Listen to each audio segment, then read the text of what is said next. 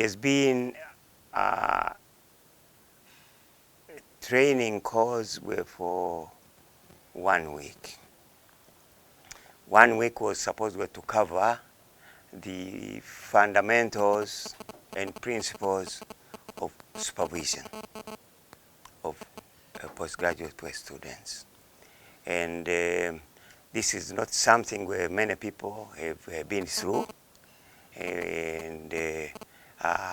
And for those who have been given responsibilities were to supervise, at least for some of them, it has been a kind of hard experience. They don't know where to do certain things or where not to do certain things in the course of supervision. And therefore, now this training program covered the basic concepts and ideas in research. Now, the way they were presented, one might think our candidates or our students were the staff members. But the real objective was through them, they should be able to know what to say or what to do with their students when they get students to supervise. And therefore, some of the basic notions included even research. What is research? When people go out to the field to do research, what are they doing? And what are the advantages of that? And what does it mean in terms of development of a country or of a nation as such? And this is where, because many times and particularly in developing situations in East Africa, in Africa, some people have thought that doing research is a luxury. It is a nicety. People are going to enjoy as long as they get resources to do research. They don't know the particularities and the details of research. Yeah, and therefore,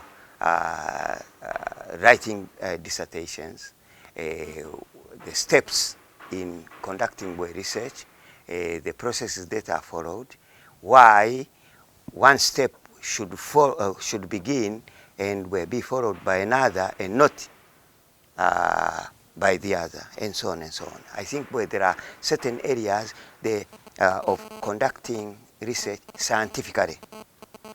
And now those scientific stages had to be spelled out, had to be discussed, and to see if this is what is being done, and so on. I think we covered as many concepts as perhaps 12, so many of them, you see, that are ordinarily taken for granted, but which are very crucial in understanding and in instilling into the minds of the student supervisees whom they will be responsible for. Fine, and as we went on, we came closer to the ground, to structures of dissertations they expect from candidates. The specific differences were between postgraduate thesis and dissertations and masters, as opposed to doctoral thesis and so on. And I think even the term itself, a thesis, what does it mean? What does it mean?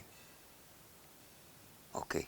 And we saw, for instance, that this exists at 2 levels. There is one intellectual one, a thesis. And the other, the common term people refer to, is the bookish bound document they call my thesis or my dissertation and so on.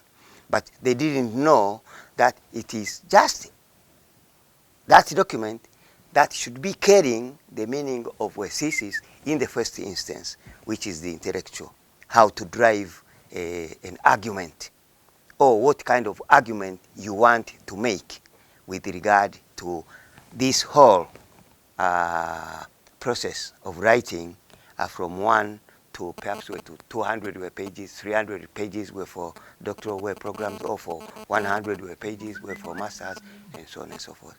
Now, these were small things that were to be clarified, and in the hope that their own candidates, your supervisees, will understand.